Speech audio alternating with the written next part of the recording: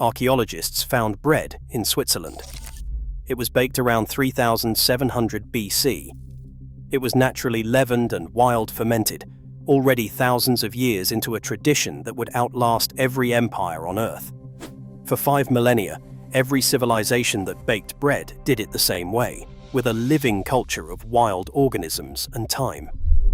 Then one company in Cincinnati started selling compressed yeast.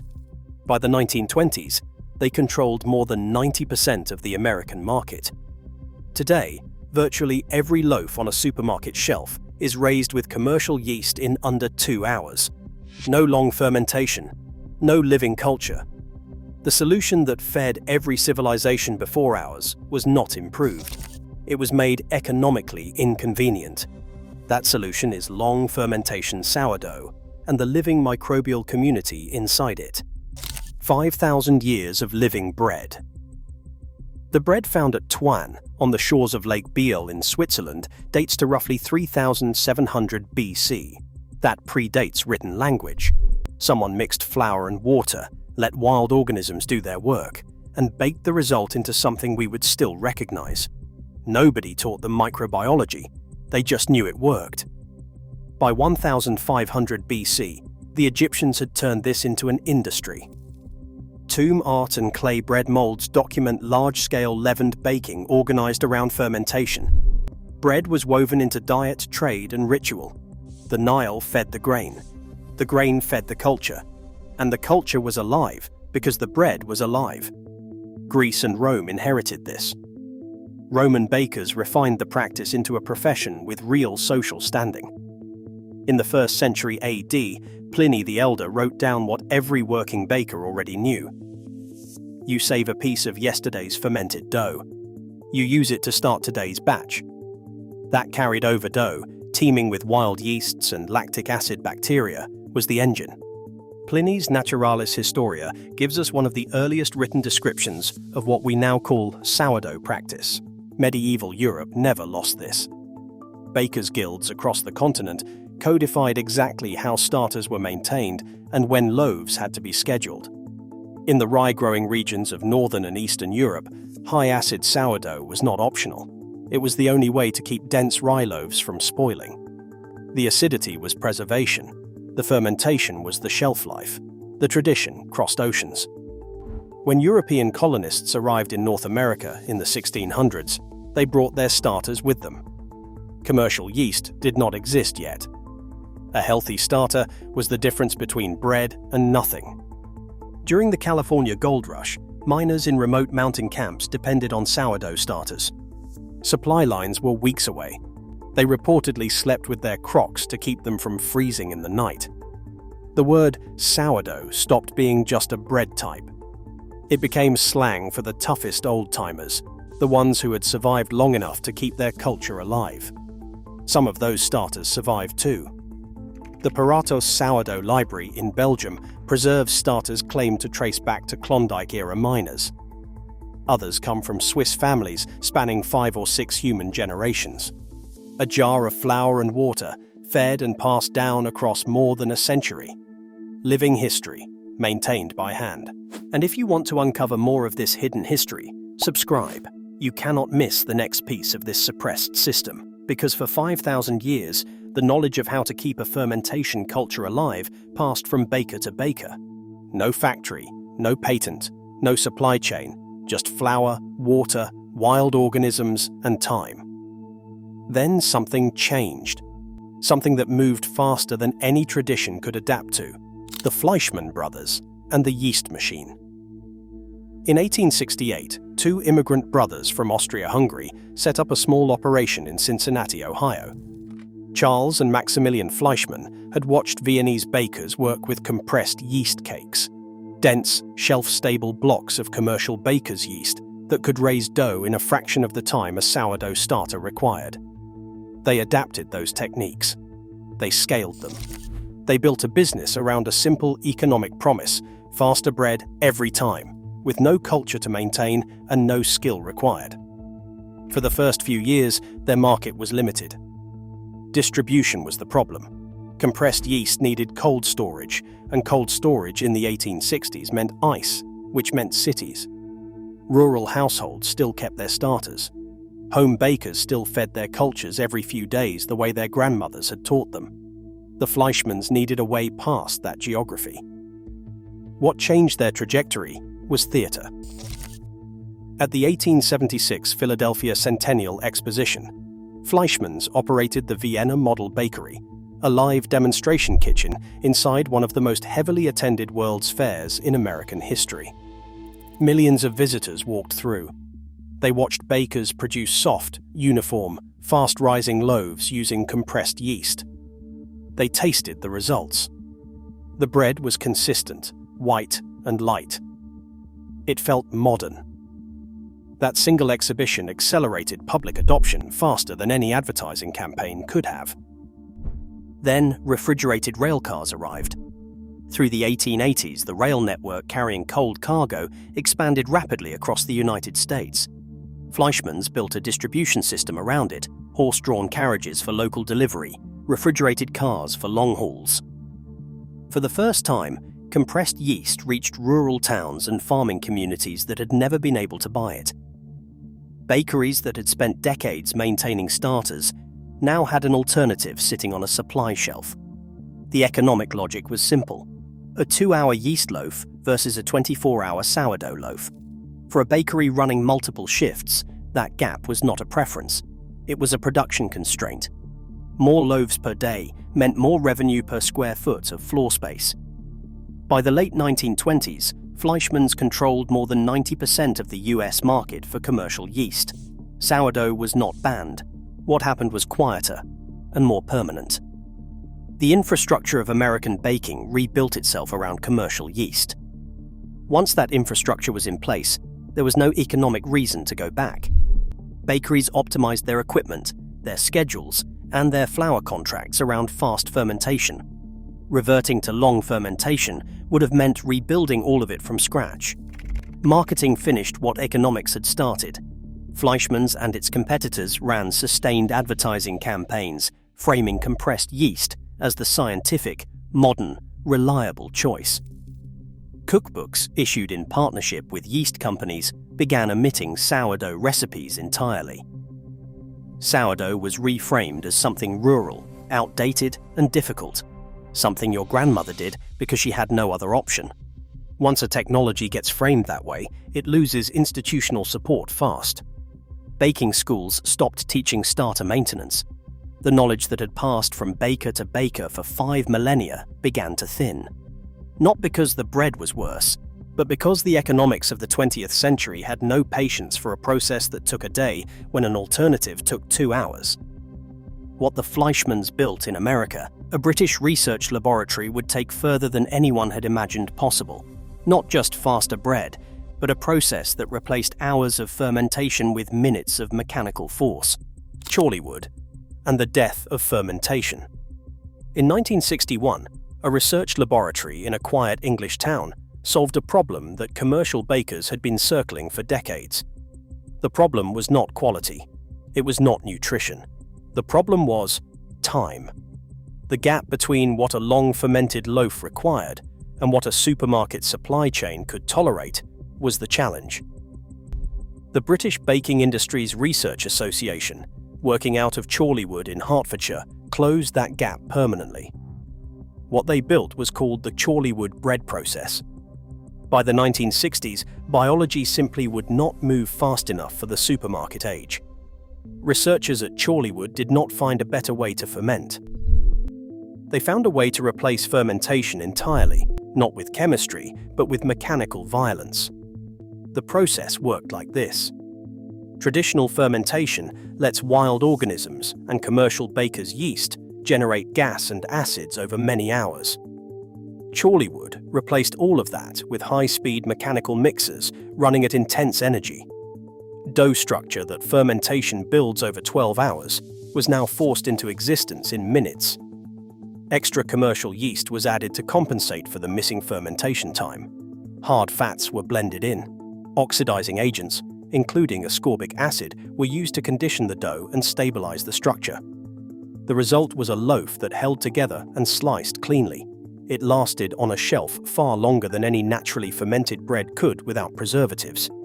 The key economic unlock was wheat. Long-fermented sourdough had always required strong flour, high-protein wheat, mostly imported from North America, expensive and subject to supply variation. Chorleywood changed that equation completely. The intense mechanical development worked with lower-protein domestic wheat that British farmers were already growing.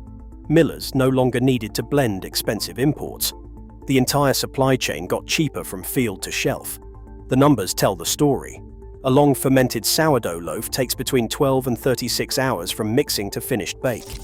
A Chorleywood loaf takes approximately 3.5 hours, flour to bagged, sliced product, ready for distribution.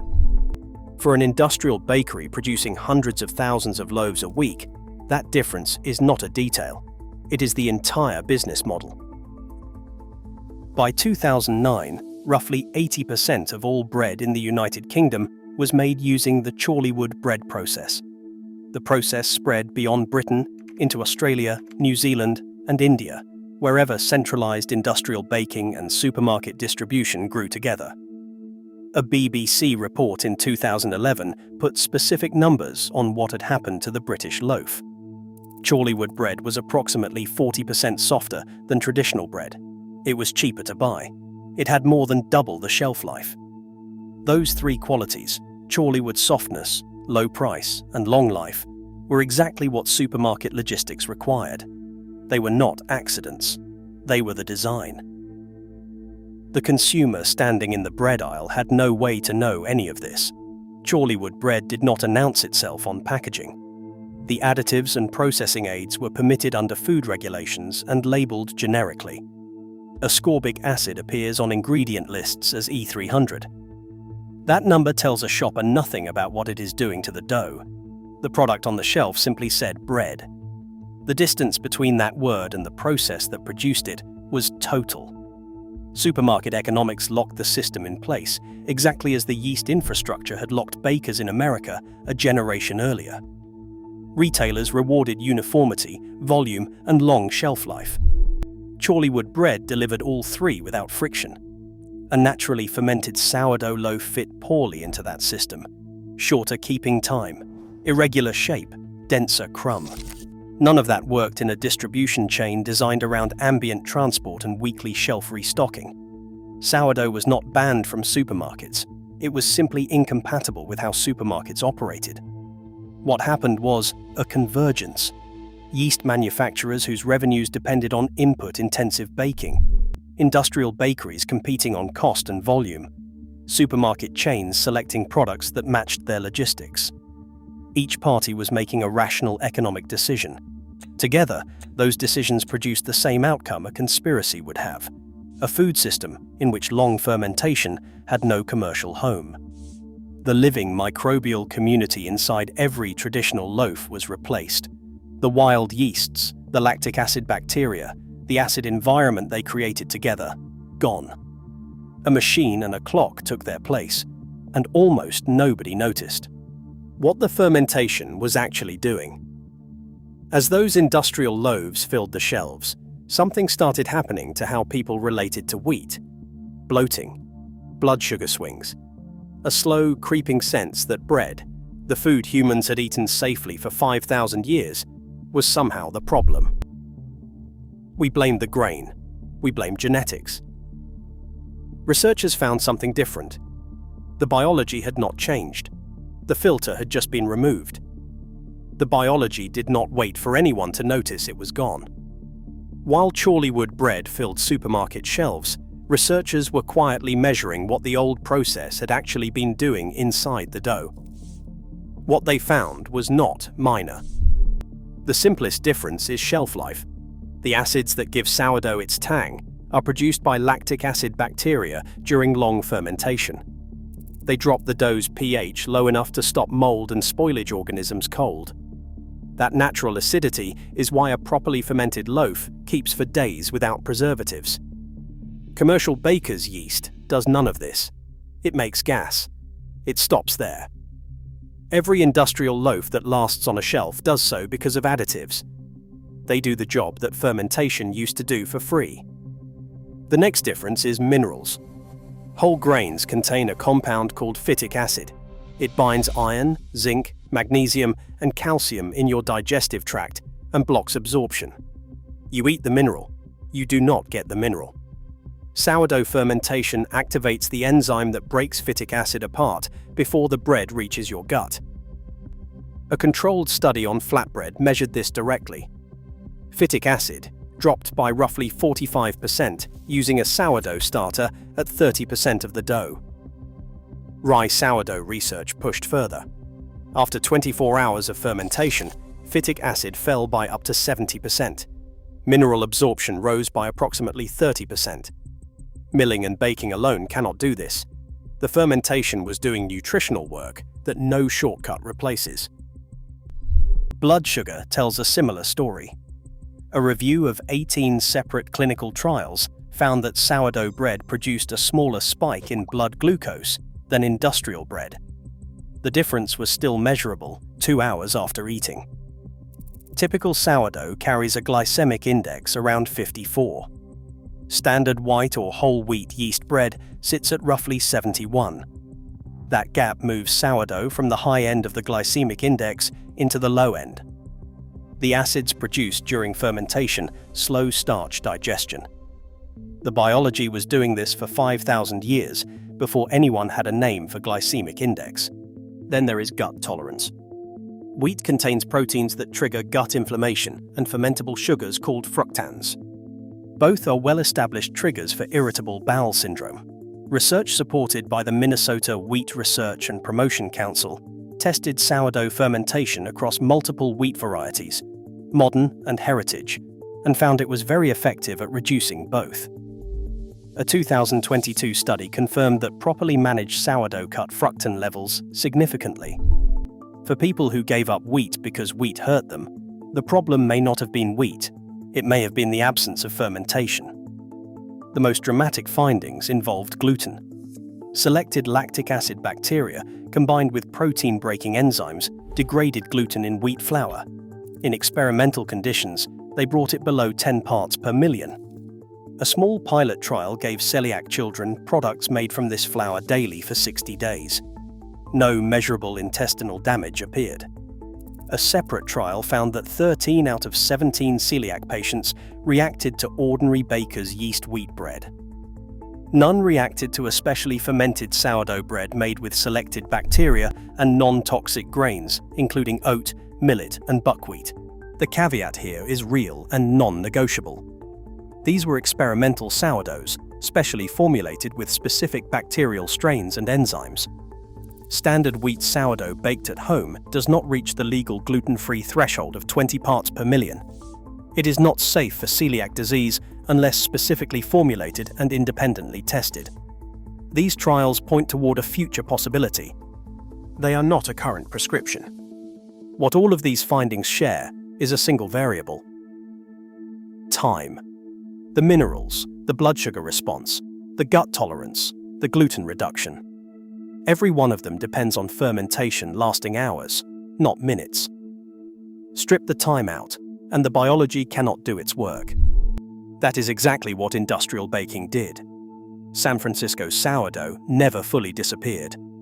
Commercial bakeries in the Bay Area maintained their cultures through the full industrialization of American bread. What survived became a regional identity marker before it became a health claim. San Francisco's coastal environment produced a starter profile unlike anything grown in a Midwest kitchen. That distinctiveness is documented. Microbial communities differ by geography. Your starter will not taste like San Francisco. It will taste like where you are because the organisms in it are from where you are. That is not a limitation. It is the whole point. The science was catching up. Washington State University's Bread Lab began collaborating with bakers to develop wheat varieties selected specifically for long fermentation. Not for nostalgia. For function, wheats with the right protein structure and starch composition, bred to work with slow fermentation rather than against it. Researchers linked to the University of Minnesota were investigating whether specific bacterial strains could reduce gut-irritating compounds in commercial-scale baking. What bakers had known for centuries, researchers were now measuring at the molecular level. How to get real sourdough back into your life. Here is what you can actually do, starting this week. Building a starter costs almost nothing. Mix equal weights of flour and water in a jar and leave it at room temperature. Feed it the same ratio every day. Discard half and add fresh flour and water. Within 5 to 10 days, it will reliably double in volume between feedings. Universities and artisan bakers have published exact protocols online. The process is not complicated. It just requires showing up at the same time each day, the way a baker would have in any century before this one. Time matters more than any other variable in fermentation. The nutritional effects documented in research, phytic acid reduction, lower blood sugar response, and reduced fructans, all came from loaves fermented for 12 to 24 hours, sometimes longer. A loaf labeled sourdough at a grocery chain that lists commercial yeast in the ingredients did not go through that process. It got a sour flavor added after the fact. That is not what the studies measured. Time is the active ingredient, and shortcuts remove it entirely. A practical home schedule that approximates the research conditions looks like this.